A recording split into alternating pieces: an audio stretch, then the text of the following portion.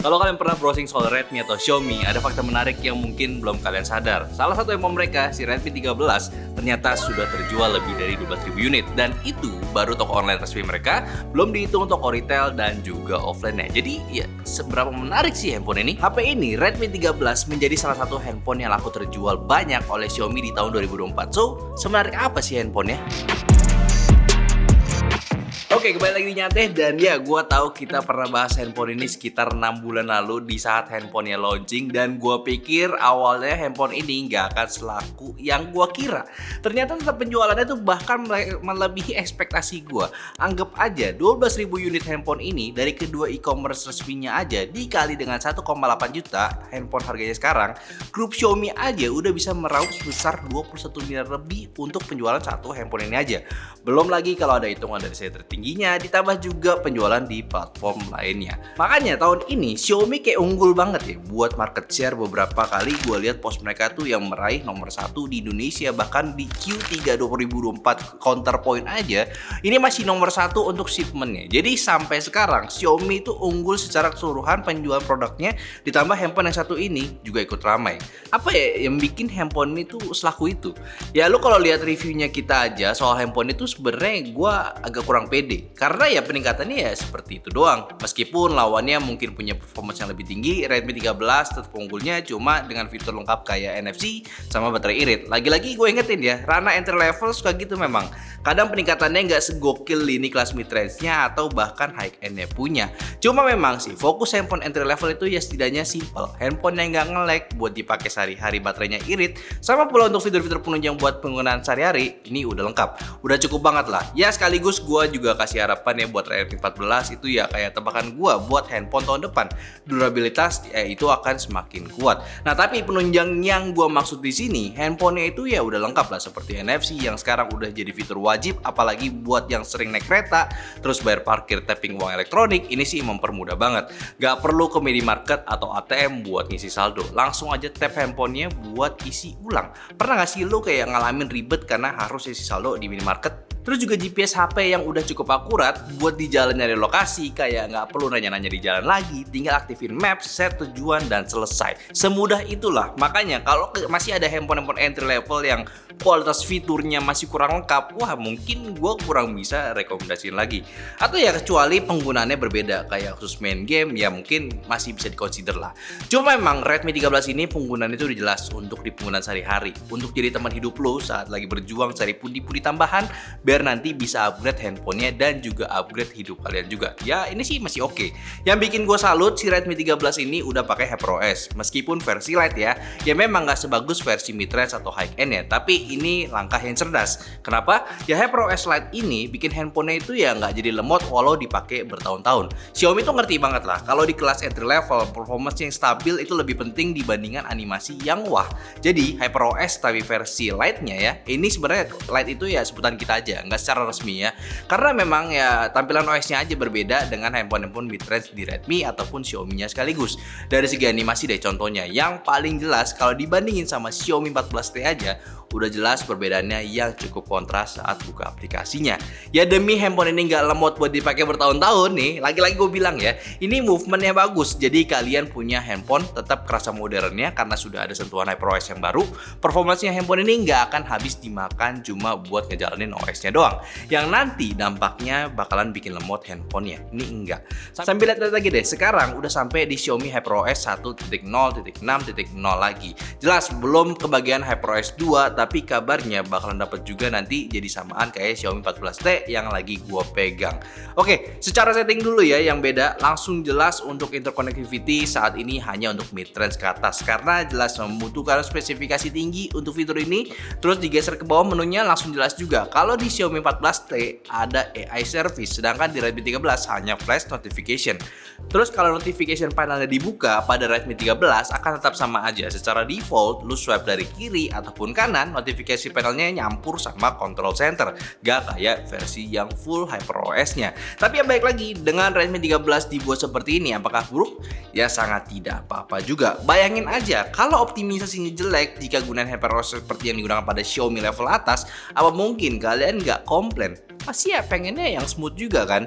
Ya jadinya seperti ini sih, ya masih oke lah. Ingat, setidaknya nggak nge-lag dulu dan fitur esensial sebuah smartphone pun masih ada di sini. Bahkan sudah cukup komplit walaupun fitur AI-nya nggak seperti yang ada di mid-range ke atasnya. Ya sabar aja lah, pasti beberapa generasi ke depan bisa jadi ada juga. Ya moga ya. Dan udahlah, walaupun ini masih pakai G91 untuk SoC-nya, gua rasa nggak usah komen yang gimana-gimana lagi lah. Dan gua nggak akan ralat omongan gue juga dari review gue sebelumnya juga. Performance pada handphone ini ya sebenarnya untuk dipakai harian dan sesuai dengan target penggunaan handphone ini aja ya udah cukup banget kok. Ingat aja, harga 1 sampai 2 jutaan HP itu ya lo mesti pilih di antara 3 pilihan. Mau buat performance, casual atau kamera. Ya kamera agak sulit sih di harga segini. Apalagi udah lebih murah daripada pas launch kemarin kan. Tapi Redmi ini jelas targetnya untuk penggunaan casual aja udah cukup banget. Ini gue keluarin lagi aja hasil benchmarknya dia ini sekencang apa hasilnya. Nah, si G91 juga masih nggak kompatibel ya buat gunain storage UFS. Jadi jangan komplain kalau lo bilang ya masih belum UFS nih. Ya kalau lo cari UFS ya nanti itu jadi beda nih. Itu khusus performance. Tapi ya mungkin aja belum lengkap seperti NFC-nya, belum ada ya remote juga kayak di handphone ini. Ya kalau mau ada semuanya ya nambah harga lagi. Dan untuk hasil jepretannya pun juga ya selama dipakai waktu dan momen yang tepat juga ya akan aman-aman aja hasilnya. Kayak yang lo lihat aja sekarang beberapa hasil foto saat kita pindah handphone ini diambil bisa jadi bukti usaha kita semua kerja beberes dan menghilang juga dari dunia digital ini kalau kita lagi nge-build sesuatu yang lebih mantap. Ya kita baru aja sih pindah kantor seperti ini. Ya komen aja gaya baru kita apakah oke atau tidak. Yang penting jangan lupa buat subscribe kalau kalian pengen konten nyantai yang lebih sering lagi. Sorry ngilang guys ya. Anyway, buat segi videonya dari kamera ini ya hasilnya sih ya standar handphone di harganya. Gak nyampe 2 jutaan lah ya. Agak getar juga dan udah cukup jelas lah buat rekamannya. Tapi setidaknya untuk suara mic-nya ini boleh sih. Iya. Disuruh bukan kebun yang biasa ya, di kebun yang baru karena kita baru pindahan guys. Lu lihat kan sih tadi foto-fotonya gimana? Cuman ya gue ngetes mikrofon aja sih sebenarnya. Nah ini lumayan ada angin, ada hembusan angin. Suara gue kan nggak diredus ya, maksudnya kayak gue udah bedain sama yang 12. Yang ini tuh nggak agresif untuk kayak AI-nya, jadi audio keluar dari mulut gua itu masih bisa denger dengan baik. Jadi buat report itu yang penting kan. Kalau kerja itu kan report ya. Misalnya saya lagi di sini, saya lagi di situ gitu. Buat kerja sih udah esensialnya udah lumayan, walaupun getar. Ya di harga segini sebenarnya memang agak susah sih naro Ace. Ya. Kalau ada Ace-nya harganya bisa lebih mehong sih, dan ini adalah salah satu handphone dengan chipset segini yang harganya di bawah 2 juta karena kompetitornya kan harganya mantap sekali gitu. Tapi gimana ya kalau di dalam ruangan jadinya kayak begini. Nah ini kita ke atas nih. Lu tadi berasa gak sih ada noise-nya? Nah ini keadaan udah jadi guys. Kalau tempatnya agak low light tuh banyak noise nih. Contohnya begini tuh. Nah ini ada warga-warga tuh. Nah gitu jadinya kira-kira buat si Redmi 13. Aduh, capek kah? Masa gue naik tangga ya capek kah? Oh iya, nggak boleh ngerokok bro. YouTube banget ya? Kalau kategori gue kayak mau dong. Udah lah, ini kemana-mana nih. Tapi kira-kira begitu, kalau dipakai buat harian atau kerja sih menurut gue lebih dari cukup karena komuk gue masih bisa dimaafkan. Komuk bisa dimaafkan ya. Maksud, tapi mikrofonnya masih bisa lah seenggaknya gitu ya. Walaupun bukan yang terbaik, cuman di harga segini sih kalau lihat kompetitornya di SoC yang sama, gue gak mau sebut deh. Ya, ini jauh lebih murah ya, mending ini lah gimana. Udah gitu aja. Ntar gue kemana-mana ngomongnya, telepon lagi. Udah ya. So ya memang sebenarnya grup Xiaomi itu cukup pintar ya. Kayak bisa banget bermain puzzle ngisi kekosongan di lini-lini handphonenya kayak tangga teknologi agar bisa ngisi di tiap-tiap range harganya. Dan apabila ada ataupun mau ada handphone baru lagi, mulai permainan harga bermainnya. Contohnya aja ini handphone sekarang udah turun di 1.799.000. Udah semakin murah kan. Jadi kayak tiap-tiap harganya itu mereka udah punya pilihan buat lo. Jadi nggak heran kalau sekarang si Xiaomi jadi nomor 1 di Indonesia. Tapi apa iya si Redmi 13 emang handphone yang oke banget buat dibeli dengan pembelian yang sekarang udah lebih dari 12.000 unit?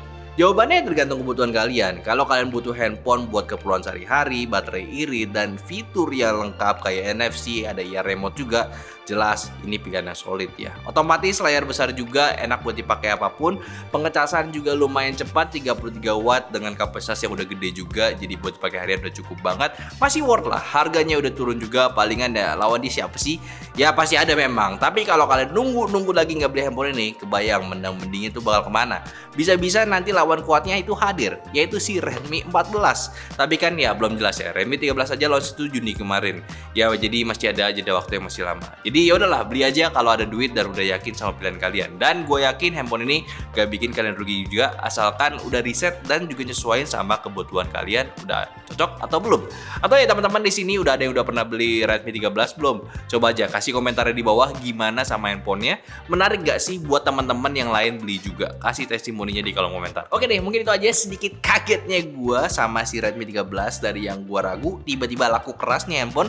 Ya emang gak salah sih dari Redmi launch seri ini. So ya jangan lupa juga untuk follow sosial media kita. Kalau mau cek barang, ngecek link juga ada di deskripsi. Sampai jumpa di video nyantai selanjutnya. Next week bakal lebih rame video kita. Bye-bye.